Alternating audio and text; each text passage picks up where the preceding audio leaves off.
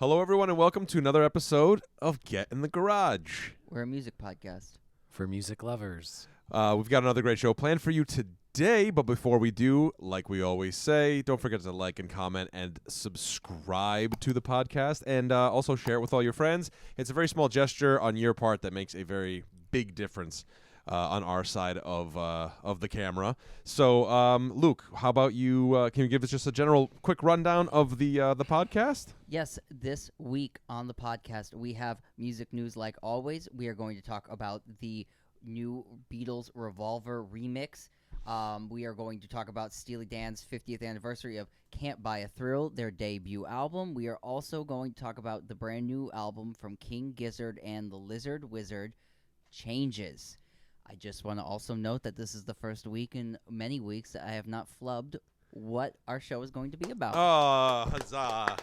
Very good. Very good job. Let's get the theme going here, and we will kick off the episode. Beatles remix? Very excited. I'm very excited. I was not excited, and then I listened to it, and then I was like, oh, I'm excited. A lot of cool moments. I'm excited again. Bunch of bums. Mike got that reaction this morning. What's that? Mike was like, we were like listening to it on the way to work, and then Mike was like, walked in, he's like, hey man, to some dude, and he was like, you like the Beatles? He's like, no. And Mike's like, okay. Well, no, because it's this guy who calls me Walsh, because I wear this Joe Walsh hat to work. Okay. And what does he call you? Money box. Money My toolbox is like a money box. Yeah.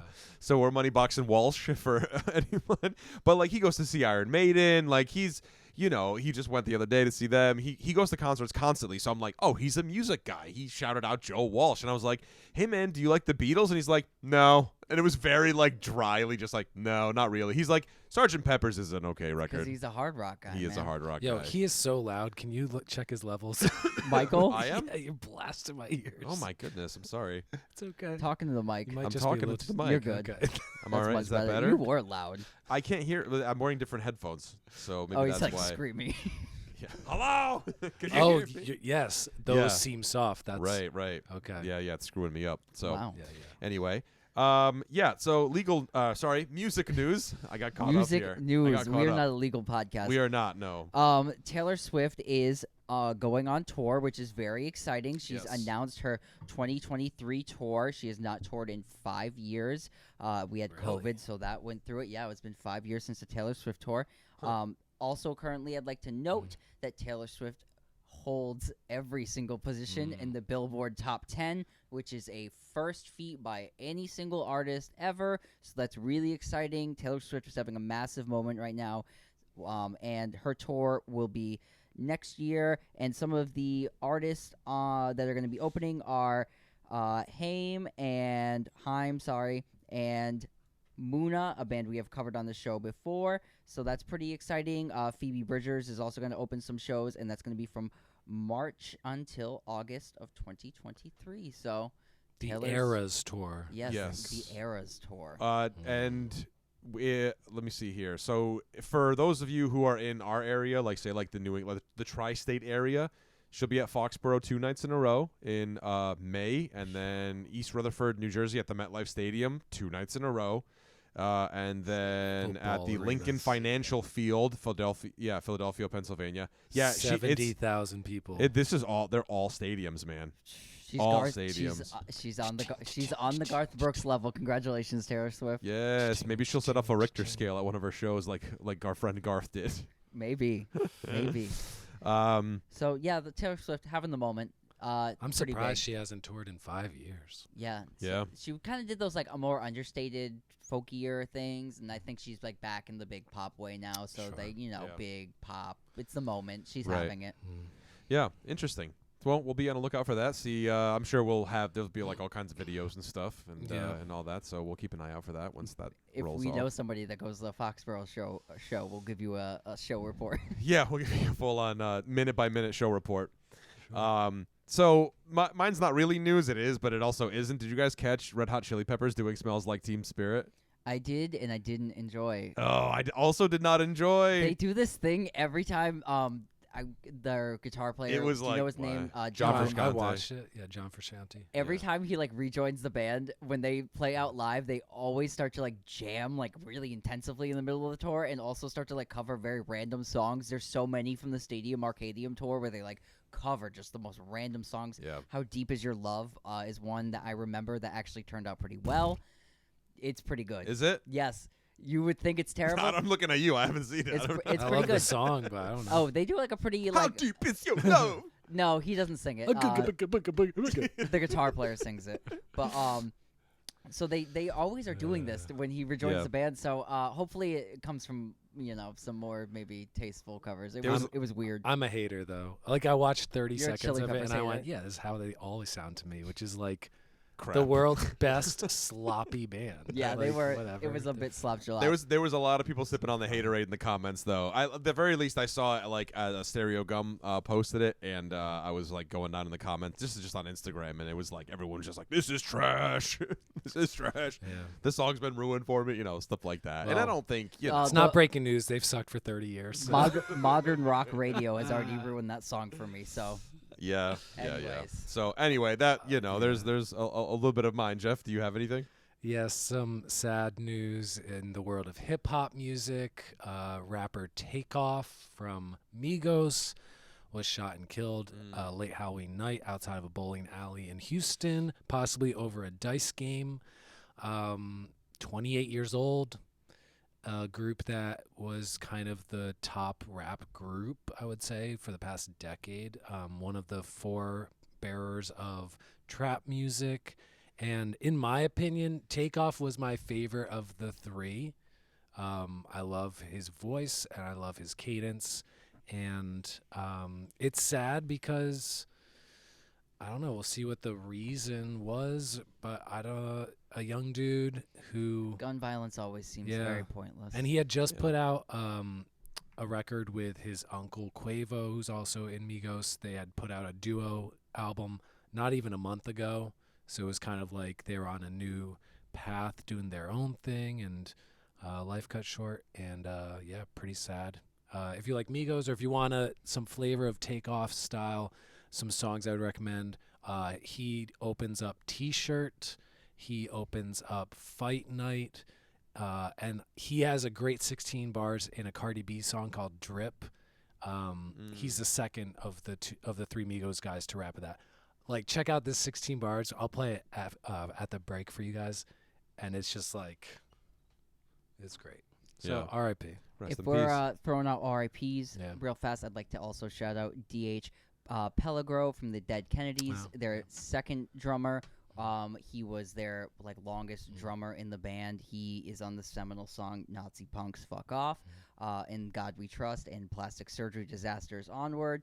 He is one of the most seminal hardcore drummers of all time, and just a real big rest in peace. You could definitely tell the band changed up their sound when he joined and became much more of a hardcore band than they ever were before. So just a legendary drummer. Check out some of the videos online. His drumming on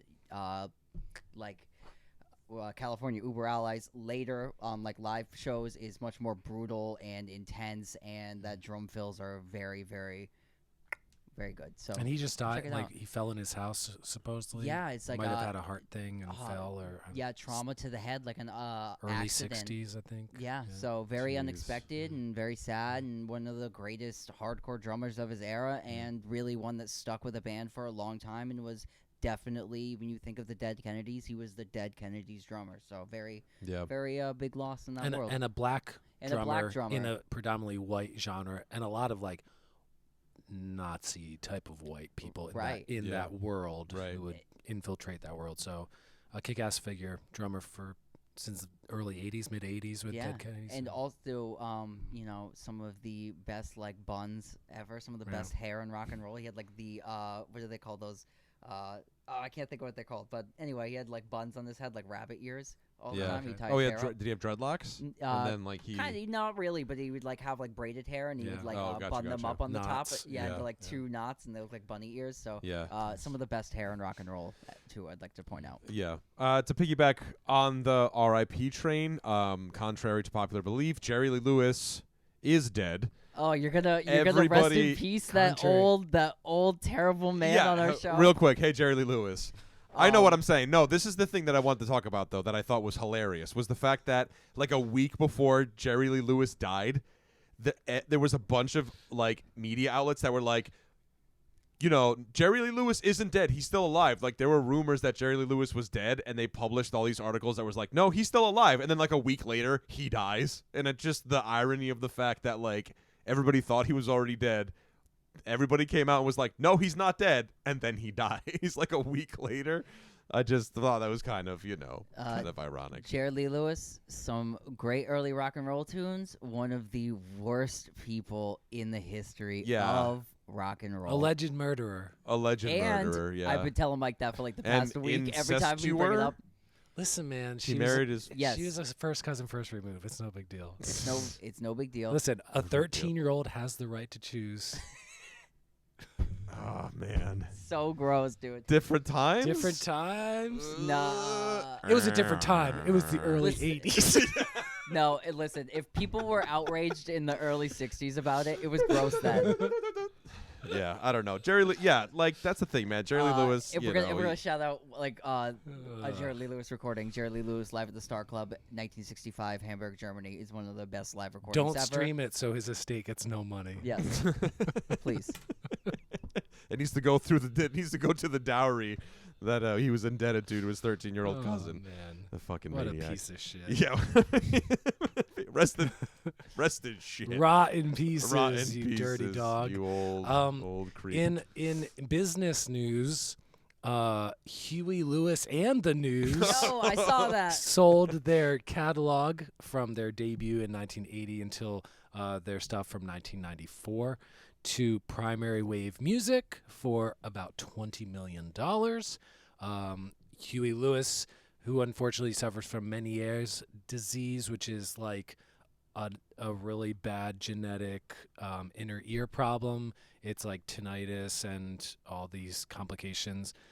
He had to stop playing music essentially like 6 years ago, I believe. And so, yeah, old guy collecting some money in retirement. Good for him. Yeah. Collect your money, I Huey. love Huey Lewis. Huey Lewis, like, was the hottest band in America for like a year and a half in the early 80s. And then never again. But we loved him. Hip to be I square. still love It's him. hip to be square. Mike, I have some music news for you. Okay, let's hear it. Mariah Carey gets an early gift. And the All I Want for Christmas lawsuit is dropped. Oh, that is also legal news. You forgot your gavel. It's lawsuit. Oh, that is legal news. I'm so sorry, guys. I Oh. had legal news. Congratulations to the Queen of Christmas. Order in the court. So good for Order her. in the If court. you want to know what we're talking about, you need to listen to our podcast because we covered it. Yeah. So, yeah. I'd like to talk about just like as a fun thing. Did you guys happen to see some like of our favorite, say musicians slash celebrities, but musicians Halloween costumes this year? There were some fun ones. Lizzo. I did not. Well, I Lizzo saw dressed Lizzo's as one. Marge Simpson. All I saw And was Miss Lizzo. Piggy. She did like 5 costumes. Yeah, she did like Oh, 5 did she? costumes. She did Yeah. Miss Piggy, too. Oh, Miss jeez. Piggy. That was the So- only one I saw. I'll be James honest. Hetfield dressed as Eddie Munson from I Stranger guess Things. I saw more than I thought because I saw that one, too. Oh, everybody dressed like Machine that. Gun Kelly dressed up as Tommy Lee. That's not fair. and What a- Megan. What a stretch. Well, He yeah. already did that. Yeah, I know, in the movie. There was another one. Is that the light? Harry Vince? Styles. Oh, he did the Grease thing, right? Danny Zuko. hit us with it. Sandy. Thank Can you. I piggyback off your Harry Styles Halloween costume real Yes, fast? please. Did Oh you, well, oh well, oh well. Oh.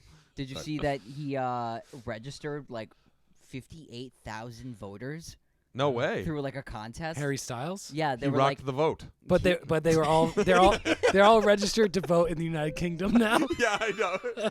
Like the plan backfired. American voters. No, we don't have a so- prime minister um, here. What the fuck is he talking about? So he registered. How many voters was it? It was 54,000 voters. They're all 12 to 15-year-olds. So none of their You're votes not. count. Well, you had to register to vote to sign up for this contest. So it had to like bring you Okay. through. It was through Oh, like oh. a company and a website. Yeah. So like you got tickets to this Harry Styles Halloween show, and they flew you out and all this stuff. Yeah. So They held that thing, and he was like, "Let's do this. Sign up to register to vote," and he got 54,000 people to register to vote. So, oh, congratulations! That's a round good of applause. What a good not American citizen doing more for America politics. than some American citizens do. Vote for Herschel Walker. Make a change possible. Also, this has nothing to do with music, but did you guys see how horrible Heidi Klum looked as that giant Oh worm? my God, she music. looks so great. I know, she I posed- know. I she just- I posed can't- She's married to a Questlove. musician. We'll slide it She in. was married to we Seal. piggyback. Yeah, No, she's married to a musician now. Who's Yeah, she married Tommy to? Kullitz. Yeah, from the German band Tokyo Hotel. Is that what they're called? I think so. I'm Yeah. not sure. He Huge was like, band in If I Germany. haven't heard of the band, it doesn't count. I No, was like, huge I've heard band. of They're it. the biggest Counts, band in counts. Germany. are they? Yeah, you Well, ever heard good of for that Germany. David Hasselhoff. band? Good for Germany. It's Rammstein. Oh, Rammstein. Okay, get it right. Also, yeah, did her. a fantastic concert at Foxborough Stadium. Oh yeah. We have some friends that went to that. So yeah, I don't know. Heidi Klum as a giant worm was absolutely fucking terrifying. She said It was very funny. Oh my though. god! She was like lying on the ground doing an interview. Did you see that? Yeah, She's she like, looked- I just wanted to be something She different. looked like the worm from James and the Giant Peach. She looked Yeah, so right. realistic. It was so bad. Oh, so disturbing. Anyway, That has been your. that's our music news. That has Oh, been your music news. real quick before we sign off, shout out to Michael Sline and the Family Stoned, Fatal Film, Jeff's boy, Mikey Winslow. Thank you, from Fatal Matt Film. Potter.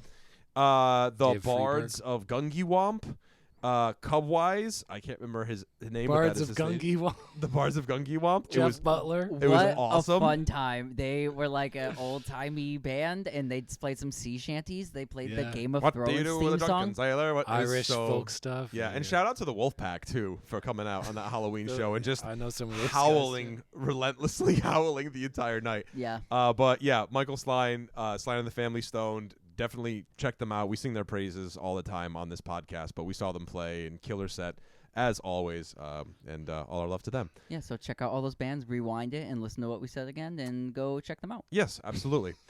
Moving on. Luke, would you like to usher us in to our next segment? What segment are we doing? I thought we were doing. right there. Those four fucking. Okay. Those four, as in the words of Quincy Jones, those four non-musician motherfuckers.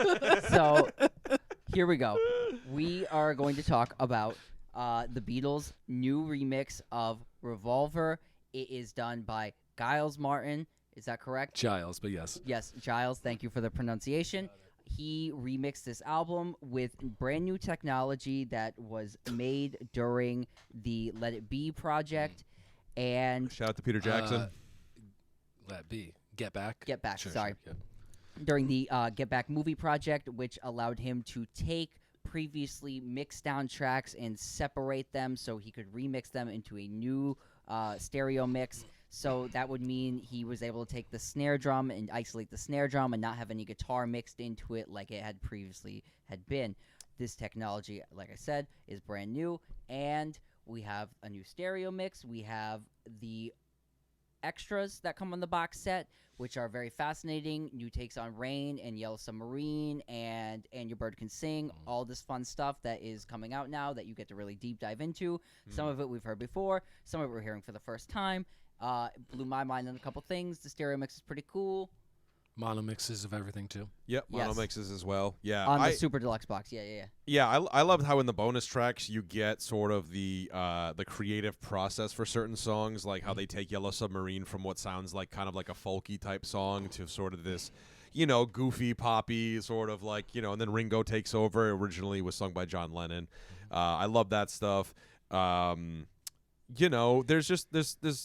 There's a whole bunch of interesting stuff in the way that, I was telling Luke on the drive this morning, we were talking about like the older Beatles stereo mixes. And I remember having a car where and I remember one of my cars had at one point, like I had like blown the speakers just from playing music so loud. And the front left driver's side speaker was crappy. It was a little bit too quiet. And then listening to the Beatles in stereo in that car it sucked because it was like drums and backing vocals. Right, and then you heard just a little bit of like the reverberation from the lead vocal, which was just pinned onto the left side, where this recording I felt like things were a bit more focused and things were prioritized in a different sort of way. Well, can I give you a quote from Giles Martin here? Sure. I can take off the guitar, I can take off the bass, and then I can even separate the snare drum and the kick drum as well. And they sound like the snare and the kick drum. There's no hint of guitar in there, even though they'd been baked together on the master tape. And I don't know how it's done. It's like they're giving me a cake and they're giving me flour, eggs, and milk and sugar. So he's like, they're Right. giving him all the ingredients to rebake this cake that is this Beatles record. Songs that I thought were really cool on the remix were the end song, Tomorrow Never Knows. That song had a really cool remix because the drums are now like really centered on you, and the guitar solos are kind of like when the guitar comes like and doing that thing, it goes like the bottom to up to the bottom. The vocal, you can really get that Leslie effect speaker because it's really whipping around your head now, and all the effects are also doing that, the seagull noises. So it's really creating like a whirlwind texture that the original does have, but this just creates like a cyclone that you kind of never heard before. Works well. I really like that one. Again, I'm bumping up a track. Gotta Get You Into My Life. The separation of the horns on that track is mind-blowing. You've never heard it before like that because you've only heard it compressed down and then compressed down. The separation of all these horns, full of life, beautiful bass sound is thumping like you've never heard, and I believe that song is 1,000% better. Oh yeah. One song I thought didn't work as well is I'm Only Sleeping. You can hear...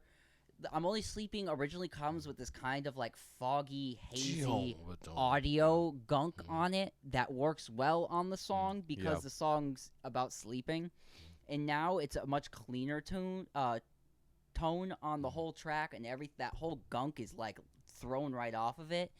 And the vocals are better. You can hear everything better. Also, I never knew Paul McCartney yawned before the instrumental break in that song because it was so cluttered before. He was like, ah. But now it's very clear. You can hear it. So I like the gunk. I'm very used to the gunk. So I thought it was pretty gunky still. It was gunky still, but it was less right. gunky. And when you're used to it, you're like, oh, like, you know what I mean? You could hear it a little. And then another one I didn't like the separation on Taxman. That one sounded like you could tell they used to be all together and now they were apart. Like I felt like some of the things didn't reverberate all the way like they should have, and I also thought the cymbals during like the verses were like, or like anytime the cymbals, they hung forever. They always do in that song, and it's great when it's buried kind of more in a mix, but having it more in the middle, they hang in the air forever when he hits the crashes, and then they're just really loud. So I didn't really love and that. the cowbell, the super loud cowbell. Yeah, that cowbell I came liked in. that. Yeah. Because that song is such a like it's supposed to be so A-B, like between the guitars. I really enjoyed this. Giles is the son of their original producer, George Martin, and Giles has overseen all of these new remixes in the past decade.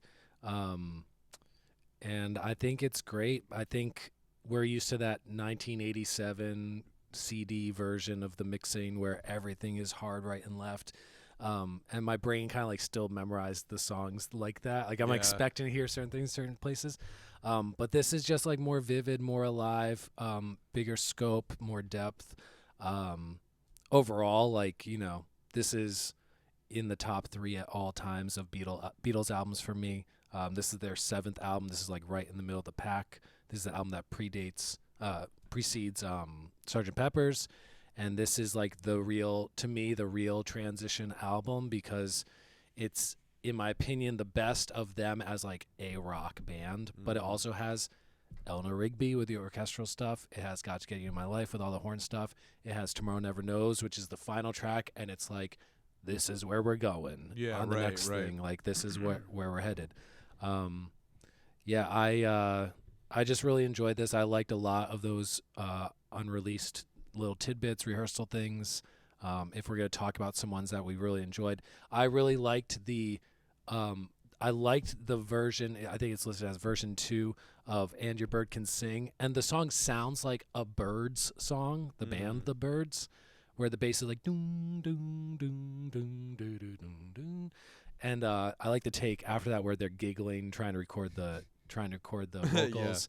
Because it just shows, just like that Get Back documentary, like these weren't self-serious guys who are like Mount Rushmore of music. Like these are still dudes in a band making albums. They're just some blokes from England. I like that like minute and a half of Love You Too of George Harrison just practicing the sitar, and you can hear him like in between like trying to get down. It sounds awesome. It's like a minute and a half of it. And I really like the I think it's I'm Always Sleeping. I'm Only Sleeping. The rehearsal where it's all the marimba vibraphone they're stuff. trying it with like vibes And I'm like, at first. shit, this would be awesome if that song was like that. Like we're used to that where it's all like and all the tape effects and stuff. But if it was just like this cool, dark, like vibraphone back, like it sounds awesome. And it's the heavy tremolo on it. Yeah. Very cool. Great band, great album, man. And this mix is like, it's like all the other super deluxe mixes. They're all so much better than anything that's been out there. It's like, it's cool to hear the drums in the center on like a lot of the stuff. Like some stuff, like I said, it's only because like you said before, your ears are so used to hearing something, you're just like, you get a little cranky. But other stuff, you're like, oh my God, this is wonderful. And this was originally done like released and made to be mono. So I think the mono mixes are really worth checking out because that's what the band on this album, they oversaw the mono mix and then they let George Martin do whatever he wanted with the stereo mix back in the 60s. So the mono mix is like what their true vision is. I think the stereo mix is better because it's more imaginative and stuff. But the mono mixes are great, man. These are great songs. Yeah. Excellent album. I did love Taxman. Finally, we have Taxman. I think it was take 11. Oh, which is also got on a bit the of money, got a bit of money. Anybody got a bit of money? Oh, When they do that kind of thing, on because like the anthology album as well, but now released here with the Revolver set. Yeah, and that's the thing too. Like where I remember when you let me borrow that CD. I think when Jade and I first got together, I borrowed that CD, and I really wasn't a huge Beatles guy, and Luke was, and two of the CDs of the many that I borrowed from him initially was the Beatles anthology, and All Things Must Pass, the George Harrison album. And I listened to that version of Taxman, and I was like, "Oh, this is so great!" Because I didn't really know any better then, like I really wasn't really hip to the Beatles. And I remember singing it to Luke, and he's like, "What are you talking about, man? Like that's not, And I was like, "Yeah, they sing that thing." And then I listened to it on this, and I was like, "Oh, it's not there." So I feel like cutting room floor. Yep. So I feel like it's a nice sort of like circle back around to kind of like put that on the reverb. Like it's a nice home for that song. Yeah. In that way on the box set, because it was my first time like hearing that song. Like I'm sure I had heard that song before, but like really consciously being like, I am going to listen to the Beatles now. You know what I mean? In that sense. I mean, that's 12, 10, 11 years ago, whatever that is. But yeah, and I liked. Along with that, I like Dr. Robert. I felt like the stereo the worst version song on the record. Yeah. Yes, it's so bad. I don't think it's the not worst so song. bad. But I it's went not. into it thinking that it's my least favorite song. Yo, I'm just being for real. Like it's Yellow Submarine, but I also love Yellow get Submarine. the fuck out of Yeah. here. Get the fuck out. I of here. love Like, Yellow Submarine. whatever. Yeah, I'm not. I liked John Lennon's demo version of Yellow Submarine more. I see. I don't. I like Yellow Submarine because where he's like it's- doing that fast folky Right. strum It thing is what it underneath is. So it has to. It is. I also don't like I shouldn't say don't like. Another of my least favorite tracks is the third Harrison song. This is like, I think this is the only Beatles album that George got 3 songs on. Yeah. Because I think on Sgt. yeah. Pepper's he only has 1 song on Right. Sgt. Pepper's, but it's a third one. What's it called? It's like the third track from the end or second. Oh, track. it's- I want to tell you. I just don't like it. With all the minor piano things. Yeah. I'm like, I love it. It's like, it's fine. Yeah. It's fine. Yeah. I mean, I don't know. She said. See, I think is really cool. I like the. I see. For me, it's just Dr. Robert. It sounds so like old Beatles, where it could be like on Rubber Soul or before. So like, I'm like, you gotta. I know the content isn't about that. It's more. Yeah. I think it's this mix because I have never loved that song, and when I heard this new mix, I was like, oh, I actually like this song. Yeah, right. I don't know. I felt that way too. At least with this mix, I felt because I did A/B them. I went back. What I did was I went back to I think it's the 2009 stereo remix, remaster, whatever, and I did A/B them. Behind your head. I did find that that song specifically they kind of breathed a little bit new life in there. One thing I will say too, that's all over this, that I think maybe it's there, but maybe it's because it's this new 2022 stereo remaster, is fucking A, man. The bass parts on this record, every single song is just. Let's talk about what some of the best bass playing on this record, which is Taxman to start. Instrument. Yeah, I know. The take of Rain. So Rain Oh, take right, 5, right. Original. which is like they started getting in the habit of just being like, what happens if you slow the tape down? Yeah. So they would start tape delaying everything. And Rain is this beautiful song with this intricate bass part, one of the best drum parts the Beatles ever recorded. And when you listen to it fast, you miss almost all of it because it's going so fast. It sounds cool, but then when you hear the final take of Rain and it's slowed and they sung the vocals to the slow track, it's like, what is going on? Right. I think the faster version is better It's cooler. I like because I- it's less I really gooey. like- the bass playing on the faster version. I really is like the fast nasty. version. to hear them I wish they had vocals on transform. the fast one too. They didn't put vocals You on got to it. provide your own. Yes. Yeah. But to hear them use that and then be like, okay, now we're going to paint. Pitch shift it all down. Boom, Yeah. and now it's like a collage of something like you've Yeah. never ever heard before, or really kind of since. Rain sounds like Rain if you make you know what I mean? This Right. is the bass tone. Like, to me, it's not Taxman. It's She Said bass tone. Yeah. That big sound. That's so like, good.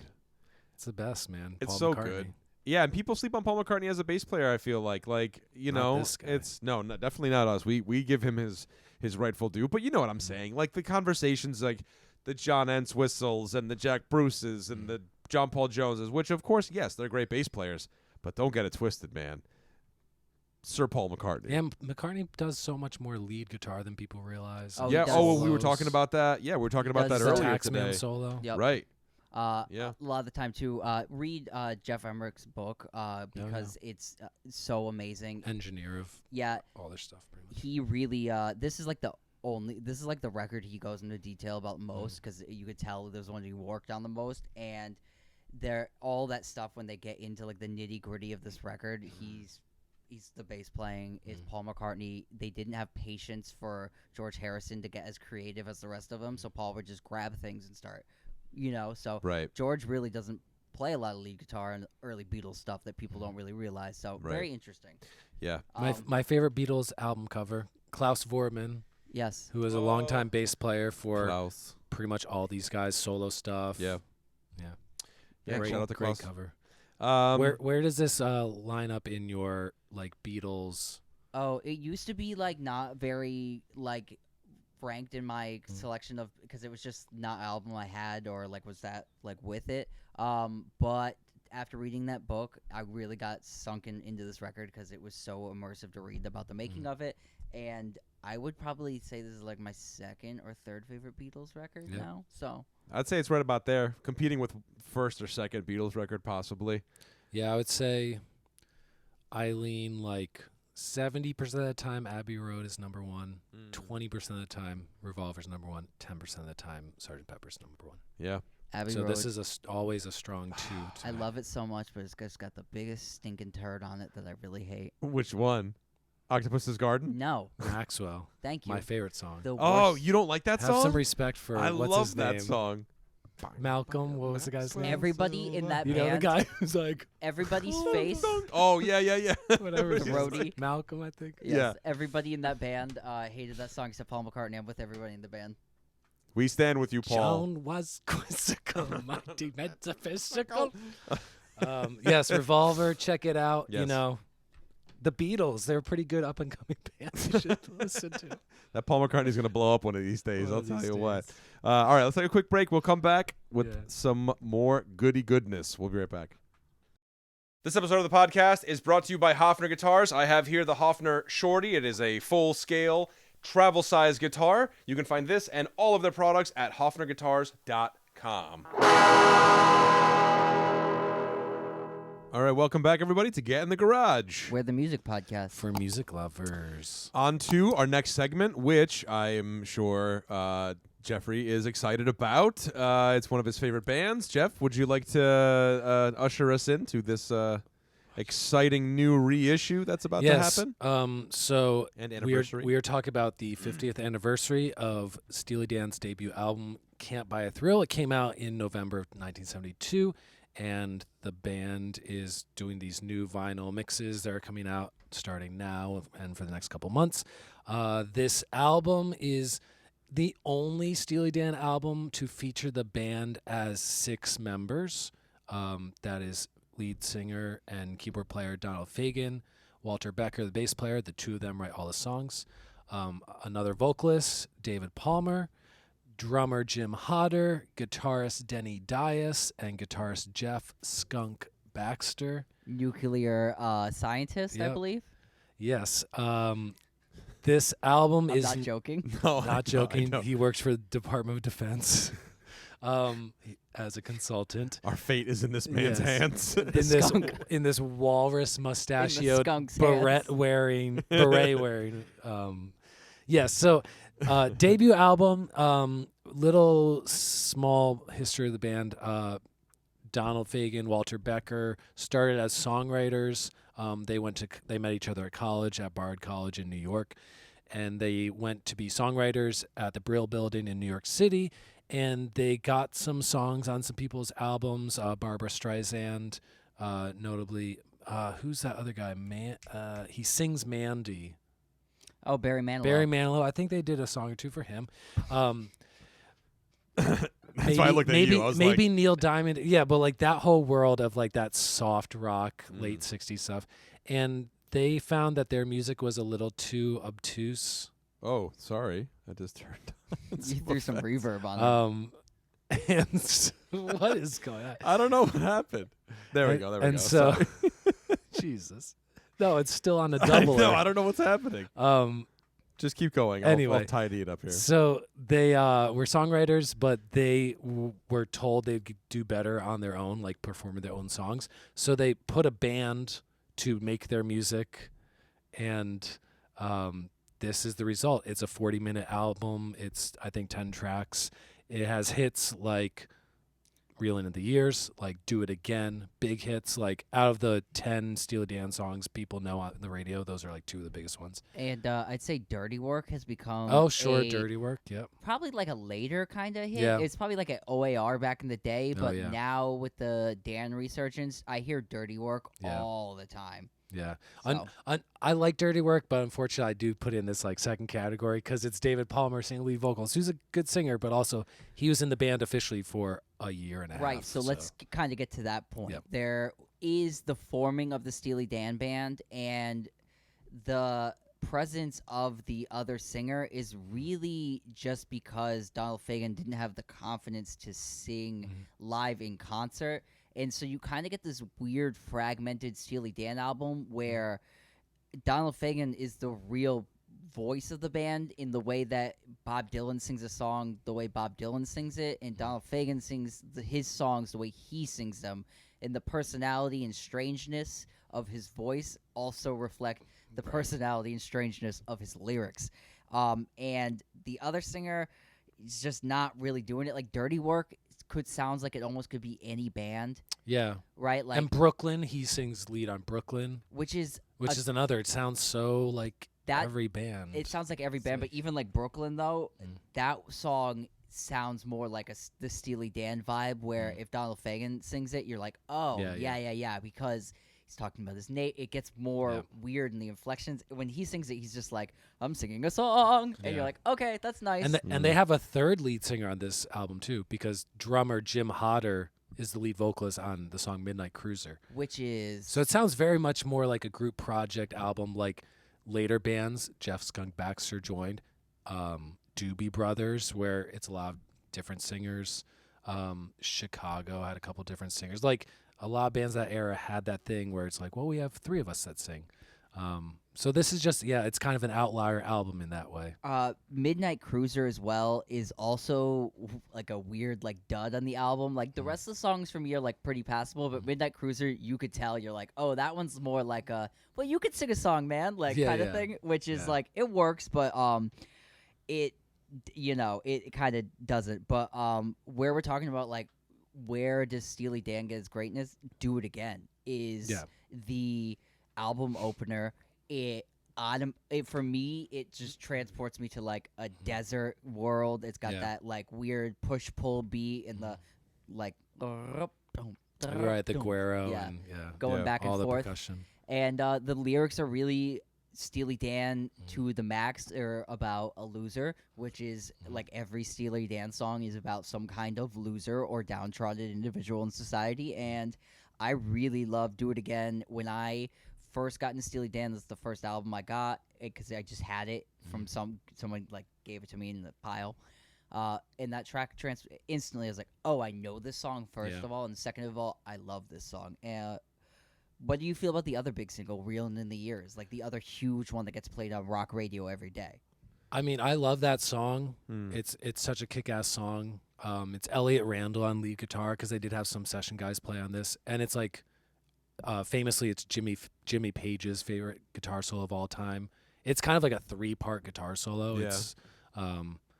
It's a great song. It sounds like, a lot of people think it's a Thin Lizzy song because it has that like tripping over your own tongue, too many words in each line. Yeah, kind of right, lyrics. right. Also, the harmonized guitar parts, which is a big outlier. Yeah, It's a badass song, and it sounds great live. It sounds great on this album. But yeah, as far as like songs that to me are like, oh, this is a through point that this band will continue to like go over. Do It Again because it's pretty minimal. It's funky. It's kind of based on the blues with some strangeness on it. Fire in the Hole, which is kind of like sounds like a more bitter, like loser version of like an Elton John song because it's just kind of heavy piano with very minimal everything else. But yeah, this is an outlier album. It sounds a lot like what music sounded like in 1972. Like those like the lead vocals, you have someone singing a third above and someone singing a fourth under on like every chorus on this whole album. Yeah, for me, I come to the table. I feel like is it still echoey? Yeah, it's still I can't it. figure it out. Doubler on. So yeah, I don't know what's going on. Don't even worry about it. Anyways. Yeah, like so I'm probably the least well versed when it comes to the Steely Dan universe, and this is like the first one that I have given like a real genuine try. I don't know what it is about Steely Dan. I just like Mike just doesn't like guitar players. I guess. I don't know. I'm a guitar player. Anyway, the point being, I did enjoy some tracks on this album. Let me just pull up what I liked here. I liked Only a Fool Would Say That. That was like cool. It has like that bossa nova-ish kind of jazzy sort of vibe to it. Yeah, again, like I was also reminiscent of like kind of later Steely Dan too, like what, and it's Donald Fagen. You're like, oh yeah, that's what I came here for. I mean, Dirty Work, I'd already heard that. Do It Again, I'd already heard that. Of course, Reelin' in the Years, I'd already heard that. I really enjoyed the song Kings is the third track on the album. I like that song a lot. Great guitar play. Yeah. I think that's Elliot Randall too, who does. Yeah, there's like these weird sort of like half steppy like Yeah, and like descending and descending lines and stuff like that I just I loved it so much, man. Yeah. It was so much fun. And then Change of the Guard I thought was really cool. I'm a sucker for a good tambourine player, and there's some good tambourine happening on that track. Yeah. It's pretty That's consistent. Victor Feldman, who's like he was like a session guy. He played on, I think, every Steely Dan album in the 70s. And he was always, like maracas, xylophone, vibraphone, congas, tambourine. Yeah. And I feel like the other thing about this record, too, is if you are more of a fan of like the classic rock, more like the Neil Young records of that era, the Crosby, Stills, and Nash vibe, this record is your record. Yes. Like, don't down it. This record is great for what that is. It's just not indicative of like their masterpiece Asia, which is much different and refined in such a unique way unto themselves, being then by that point the real Steely Dan, which is Walter Becker and Donald Fagen. That's the band. So when you get to that record, you're like, oh yeah, that's these two weirdos. Right. This is more of a this is rock and roll. Yeah, we're trying to be a band, like a real band, and they just weren't those guys. They never were. And this is a great, interesting take on like what that style of band is with those two guys in it. and it's a great record at that, but it's not the, Yeah, what they became known for later is like very funky, strange, jazz inflected music, and this has almost no funk on it. It has very little jazz flourishes other than like some chord structures of songs going to some strange places. But yeah, these first 2 albums are like, we're a rock and roll band, and this isn't what they later became, which is like 2 mad scientists with 40 different session musicians making like immaculate music. Right. This is loose. This is like dad rock. This is classic AOR, AM radio. Like, So yeah. let me ask you guys a question then, as say the novice in as far as Steely Dan goes. Yep. If somebody was coming up to you and says, "Hey, I want to get into Steely Dan," would this be the No. first record you would recommend? Asia. Asia would me. be the first one. Yeah, Jeff? because it's like it's got the big hit peg on it. And it has Deacon Blues, which is a big hit. Yeah, and it's everything Steely Dan does. Josie well. was a big hit. That's what I'm saying. And then second, I would go Katie Lied, but you would probably disagree. It depends. I mean, it depends. I think for somebody who's like scared of the word jazz, this might be the one you you recommend, and you kind of work because like you work through the discography, and it is natural progressions, album to album to album. It And does you ramp can up, grow and with it. right. I don't know. Yeah, I would probably do Peg because it has the most variety and it's like the highest quality. My favorite is the Darkest album, which is The Royal Scam. So I probably wouldn't recommend that because it's dark. It's kind of grim and kind of scary, funky. Fright funk. Yeah. You will. I think the best version of what they did on this album is Katie Lied, because Katie Lied is still very A rock band. right. It's still Which is the 4th album. That's what I played for him Okay. this morning. Has Black Friday on it, which is Yeah. like that's a guitar song all Bad day. Sneakers is a rock song. Yeah. Dr. Wu, right. And then Right. Daddy Don't Go. That Right. song is that's not Yeah. the name of it, but that tune's like a rock Right. tune. So that's That's probably where the I one would I start. would start because it's all Okay. very That or Asia. Those are the two. really. I started with straight-ahead Asia records. because Asia does kind of bring you into all directions. But if you are afraid of jazz, this is the one. Maybe This is maybe the you one, could maybe yeah. you could start with this one. It's to me the most like nondescript. It's kind of, I don't want to say generic because it's a lot of great songs and it's well done. But out of their whole canon, this is the most generic in my opinion. absolutely. Yeah. So where would it rank for you guys then Last. in terms of? Yeah. Even last. including the 2 new ones in the 2000s, for me, this is my least favorite. But also, I love Steely Dan, and like this is a strong 8.5 for me. Like Yeah. there's maybe 2 songs that I go, yeah. But for the most part, it's 40 minutes. Yeah. It's not. Throw It's this not bitch super on. long. Yeah, just no. and it's so much variety. It actually is fun. Like all Steely Dan albums, there's so much variety. It's like Yeah. Terrible album cover, self-admitted, by the way. an excellent album cover. Luke just doesn't like giant lips The eating band- rainbow gummy worms standing in front of hookers. Again, like I said, And off the strong men holding children, or I air, don't yeah, even you know. have like I a don't know. man and like a weird child drawing thing. Looks like- you have lips I and a was gonna gummy accept worm. all that stuff. It's that banana peel. Oh, how about I didn't even realize this is the yellow is a dress because see this woman's foot kicked out, Yeah, it's terrible. so the whole yellow is a dress. It's one of the worst I, record I like the covers I've ever banana seen. peels.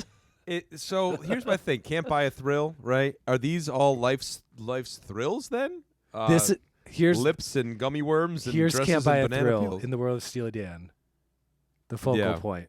Right. Prostitution and seediness and the gross underbelly of humanity. That's what they were interested in. That's what 90% of their music is about. Yeah. Like Do It Again, the album opener is, in my opinion, like the coolest, the jazziest, the funkiest of this whole album. And it's an album, I mean, it's a song about being a loser who's like getting run out of town in Las Vegas Mm.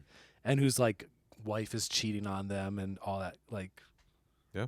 with a badass electric sitar solo and spooky or like is it a Yamaha. sitar or is it that Vox that has the Right, it's the Dan Electro. oh, the Dan choral. Electro. Sorry, thank Yeah, you. yeah. Yeah. Denny Dias. Yeah, for all you guitar And then you got the gearheads out spooky. there. You got the Yamaha organ that had like it was like a ribbon band where you could hold your finger and go like. "Ew." So the whole beginning of the solo was like. "Ew." Yeah. Killer. Killer. So Well, yeah, there you have it. my least favorite, but a strong 8.5, and a great debut album from Yeah. a band that went on to do a ton of great music. Do we know when this is going to be released? The actual box set, because I know think it's November 5th was possibly a date. November 4th. 4th. There okay. we go. Okay, Yeah. cool. So yeah, keep an eye Yeah. out for that. 180 gram black vinyl. You There you can go. buy it through. Yeah, if you want to get the like crazy high def, it's like $250. Oh right, because you were saying how The like they're- Neil Mo- Young, Mo-fi. the Neil Young quality. Yeah. Hey Neil Young. Flack, completely lossless. Hey Neil Young, we love you. We love you. All right. Let's move on Yep. Yeah. to our Yes. new album of the week. Sure. I can intro this one Let's off. go for it, Ch- Luca. This is ch- the last release from King Gizzard in the Lizard Wizard this month. They've released 3 records The in last the month. one this month. Thank you. Thank In the month of October. One of them is about lava and a lot of other stuff. One of them is about jeans. This one's called. Jeans, lava, gold I think the other jacket, one has green something to do with jacket. jeans. the title, right? Laminated denim. See?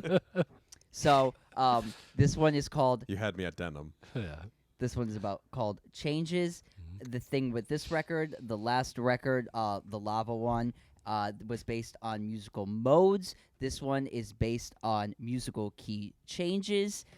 If I can give a quote from lead singer Stu McKenzie, each song has a handful of chords, simple, major, minor chords. Instead of being based in a key and moving around chords related to that key, every time we change to a chord, the whole key changes. If anyone's familiar with John Coltrane's Giant Steps, it's that. So this record is based around changing the key every time you change a chord.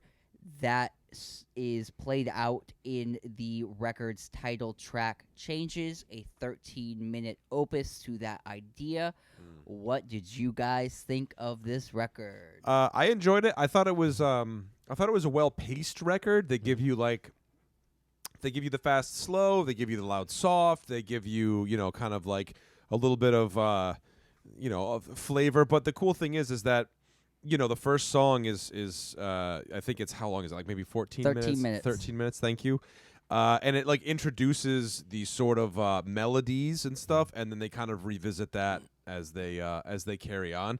I liked it, man. I thought it was fun. I liked the song Gandhi, which was Yeah. cool. That comes in with that crazy like electronic thing, but it still harkens back to that reoccurring melody, and I really enjoyed it. And I thought it definitely did feel different than the magma, lava, mushrooms, earth, wind, fire. This was so yeah, on. yeah. This was back Blood, Sweat, and Tears and Earth, Wind, Fire. Sorry.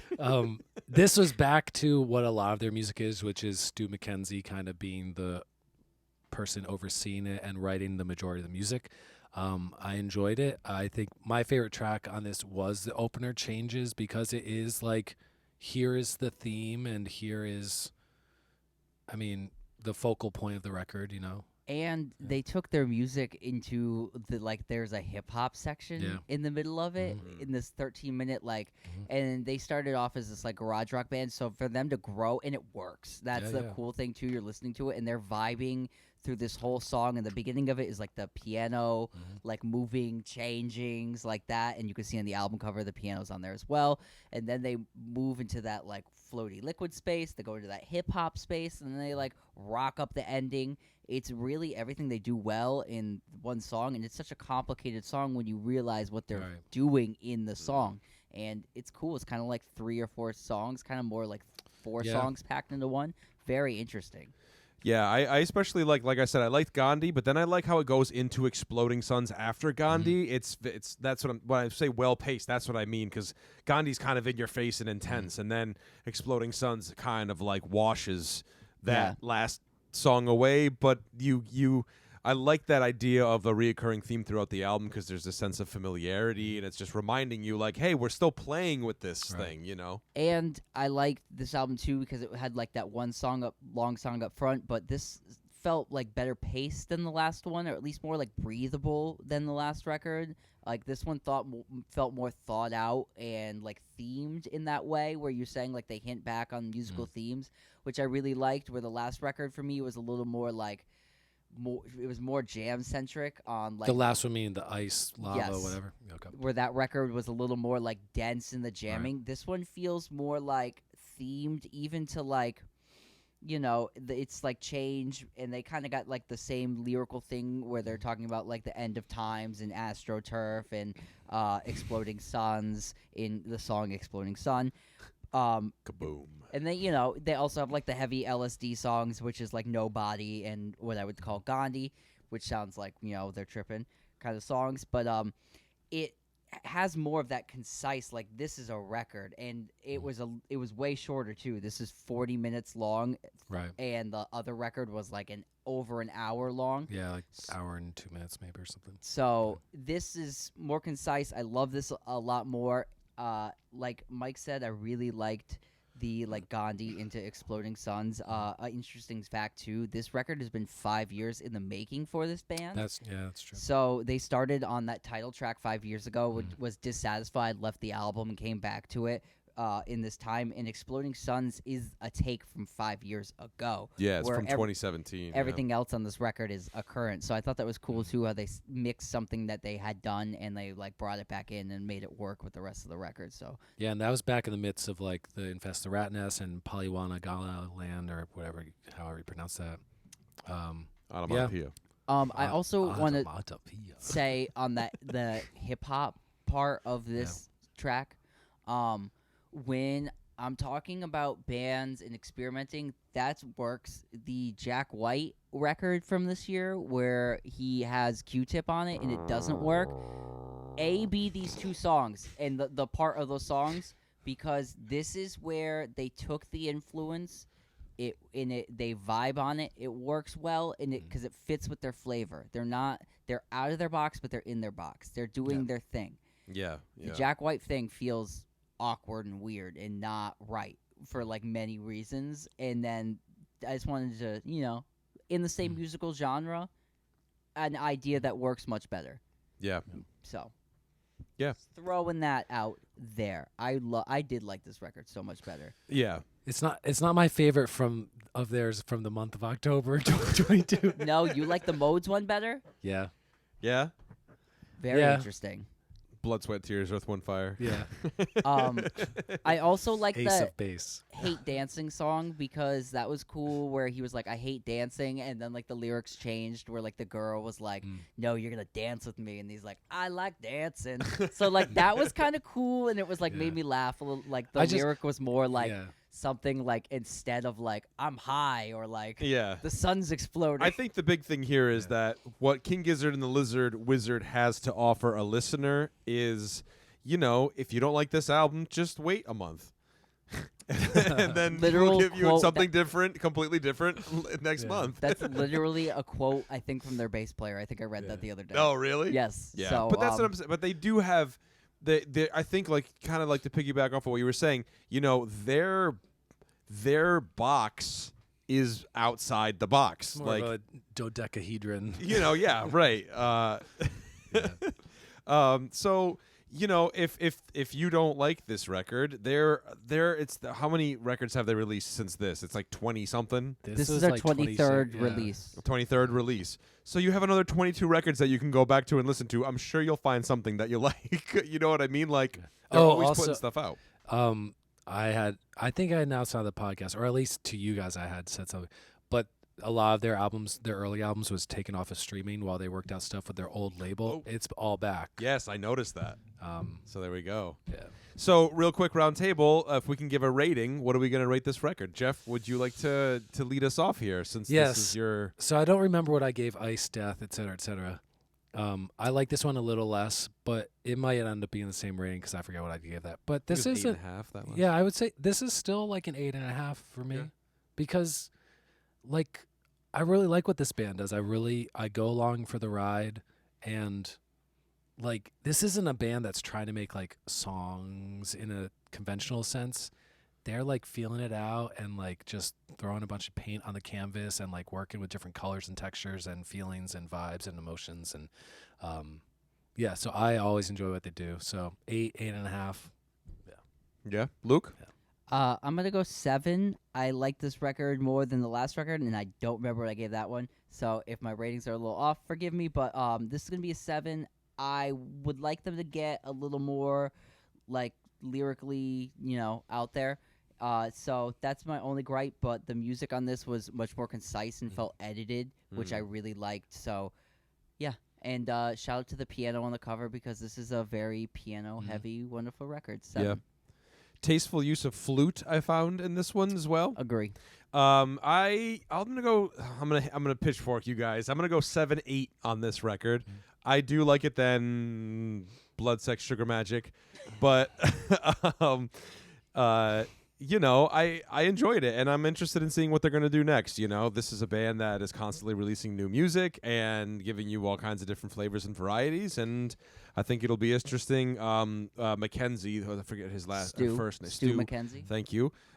Stu Mackenzie is clearly like a principal songwriter as well, so it's interesting that he has so many flavors and stuff, and it's always the sum of the parts, but yeah, I'll go 7-8 on Changes from KGLW, as I like to say.